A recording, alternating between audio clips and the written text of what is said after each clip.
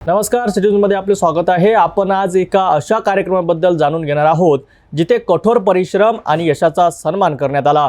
नागपूर शहरातील जरीपटका पोलीस ठाण्याने एक उपक्रम राबवित आपल्या अधिकारी आणि कर्मचाऱ्यांच्या पाल्यांचा सत्कार केला, ज्यांनी नुकताच झालेल्या 10वी आणि 12वीच्या परीक्षांमध्ये उत्तुंग यश मिळवले आहे। नागपूरच्या जरीपटका पोलीस ठाण्यात सहाय्यक पोलीस आयुक्त यांच्या मार्गदर्शनाखाली एक विशेष सत्कार समारंभ आयोजित करण्यात आला। 2024-25 या शैक्षणिक वर्षात 10वी आणि 12वीची परीक्षा उत्तीर्ण झालेल्या विद्यार्थ्यांचा सन्मान करणे हा या कार्यक्रमाचा मुख्य उद्देश होता। या प्रसंगी जरीपटका पोलीस ठाण्यातील अधिकारी आणि कर्मचाऱ्यांसह त्यांचे यशस्वी पाल्य उपस्थित होते। सहाय्यक पोलीस आयुक्त यांच्या हस्ते या गुणवंत विद्यार्थ्यांचा सत्कार करण्यात आला, ज्यामुळे त्यांच्या मेहनतीला योग्य दाद मिळाली। साधारणतः 30 ते 40 अधिकारी, कर्मचारी आणि त्यांचे कुटुंबीय या कार्यक्रमाला उपस्थित होते, ज्यामुळे हा एक कौटुंबिक आणि प्रेरणादायी सोहळा ठरला।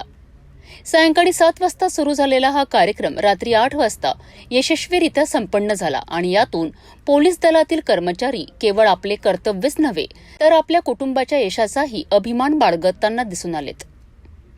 आणि त्यांच्या पालकांचा, आमच्या स्टाफचं मोटिवेट करण्यासाठी आपण आला, त्याबद्दल पुन्हा एकदा सगळ्यांच्या मला आमचे दिवस आठवतात। माझी 10वी झाली होती 86 मध्ये, 1986 ला।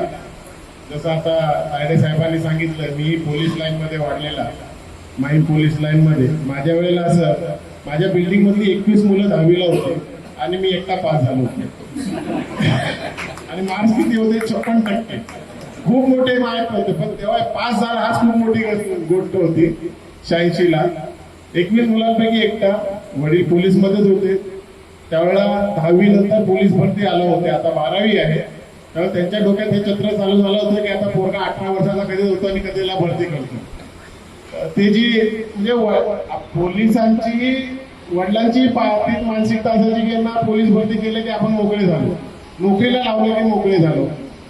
12वीला परत 58% पास झालो कॉमर्स मधून। त्यावेळेला पोलीस भरती लागली होती नायगावला।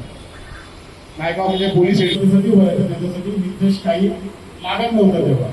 मला वडिलांनी पोलीस भरतीच्या लाईन मध्ये उभी केलं आणि संध्याकाळी मी घरी गेलो, मला काय झालं ते सांगून गेले कामावर। मी ती लाईन सुरू करून गेलो आणि रात्री घरी गेल्यानंतर सांगितलं मला मार्क्स कमी पडले, सिलेक्ट नाही झालं।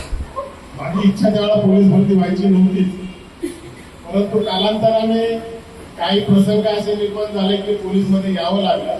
पण आता काही वाईट वाटत नाही। आता जी परिस्थिती आहे, की आता जी माझी सामाजिक परिस्थिती असेल, आर्थिक परिस्थिती असेल, किंवा जे काही आता वैभव बघतोय त्या पोलीस डिपार्टमेंटमुळेच आहे। त्यामुळे आता काही रिग्रेट नाही की मी पोलीस खात्यामध्ये का भरती झालो, कारण मी ग्रॅज्युएशन झाल्या TCS जॉईन पण केली होती, परंतु ती मला नंतर सोडावी लागली काही कारणास्तव। तर आता असा जो कार्यक्रम होतोय, या कार्यक्रमाचं औचित्य महत्वाचं याच्यासाठी हेच आहे। जरी आता सगळ्यांनी म्हटलं असेल की संकल्पना माझी आहे, माझी नसून आपल्याच कर्मचाऱ्यांची संकल्पना आहे। अंबादे आहेत, सचिन आहेत, मीना आहेत, यांनी संकल्पना आणली की साहेब आपण असा कार्यक्रम करूया का? तर मी त्यांना फक्त दुजोरा देऊन हा कार्यक्रम सगळा अरेंज त्यांनीच केलेला आहे, त्यामुळे या कार्यक्रमाचं श्रेय नक्कीच मला देऊ नका। त्यांच्या कार्यक्रमासाठी आपल्याच कर्मचाऱ्यांनी पुढाकार घेऊन तो कार्यक्रम केलेला आहे, त्यामुळे त्यांच्यासाठी एकदा आपण सर्वांनी काही कार्यक्रमाचं श्रेय मी घेईन। जसं रिटायरमेंटचा कार्यक्रम इथे सुरुवात मी केलेली आहे, वाढदिवस पण पूर्वी होत नव्हते, वाढदिवस इथे करायला लागले। त्या कार्यक्रमाचं श्रेय मला नक्की द्या, पण या कार्यक्रमाचं श्रेय मला नाही। आज इथे 10वी आणि 12वीची जी मुलं दिसत आहेत, सगळ्यांनी त्या फुलांचं उदाहरण दिलं। माझ्या डोक्यात तेच होतं, परंतु आता सगळ्यांनी देऊन झाल्यामुळे नवीन देण्यासारखं काही नाही। फक्त मी आता हेच सांगतो की ज्या काही 10वीची मुलांनी आता कॉलेजमध्ये इंटरेस्ट घेताना आता वेगवेगळ्या फील्ड झालेला आहे, आपले ध्येय आत्तापासून निश्चित करा आणि ध्येयाकडे आत्तापासूनच वाटचाल चालू करा। आपल्याला पुढे काय करायचं, 12वी झाल्यानंतर कुठली एक्झाम द्यायची, नीटची एक्झाम द्यायची, काय द्यायचं, याच्याबद्दल आताच प्लॅनिंग करून आपण आपले जे ठरवलेले ध्येय आहे ते कसं गाठता येईल। आणि नंतर आपले वडील पोलीस खात्यामध्ये कॉन्स्टेबल पासून जाऊन आता PSI वगैरे होत आहेत, तर त्यांचं नाव आपण कसं पुढे आणू हे लक्षात ठेवून, कारण त्यांनी ज्या खडतरपणे त्यांचं कर्तव्य निभावून तुम्हाला मोठं केलेलं आहे, तुम्हाला ज्या सुविधा दिलेल्या आहेत, त्या सुविधांमुळे आज तुम्ही एवढे पुढे जाताय किंवा एवढे मार्क्स काढताय। तर त्यांचं नाव आपण आपल्या समाजात किंवा आपल्या नातेवाईकांमध्ये कसं पुढे नेऊ हे लक्षात ठेवून आपण तुमचा मार्गक्रम करा आणि तुमच्या पुढील सर्व भावी आयुष्यासाठी माझ्याकडून जरीपटका पोलीस स्टेशनकडून मी तुम्हाला सगळ्यांना शुभेच्छा देतो. धन्यवाद. हा कार्यक्रम केवळ विद्यार्थ्यांच्या यशाचा गौरव नव्हता, तर पोलीस दलातील कुटुंब आणि समाजातील त्यांच्या योगदानालाही अधोरेखित करणारा होता. जरीपटका पोलीस ठाण्याने राबविलेला हा उपक्रम निश्चितच इतरांसाठी प्रेरणादायी ठरेल. त्याचबरोबर आपल्या बातमीपत्रात इथेच थांबूया. धन्यवाद.